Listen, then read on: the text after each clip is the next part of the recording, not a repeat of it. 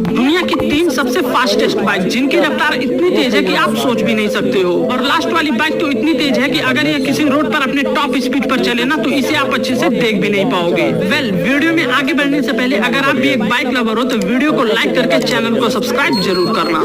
Number 3 पर आती है डुकाटी पैनिगाली V4R जिसकी टॉप स्पीड है 335 किलोमीटर पर आवर, जो कि 0 से 100 किलोमीटर पर आवर की टॉप स्पीड मात्र 3.3 सेकंड्स में ही अचीव कर सकती है। नंबर 2 पर आती है कावासाकी निंजा H2R जिसकी टॉप स्पीड है 400 किलोमीटर पर आवर, जो कि 0 से 100 किलोमीटर पर आवर की रफ्तार मात्र 2.8 सेकंड्स में ही अचीव कर सकती है। अब लास्ट नंबर 1 पर आती है दुनिया की फास्टेस्ट बाइक डॉज टॉमहॉक जिसकी टॉप स्पीड है 680 किलोमीटर पर आवर।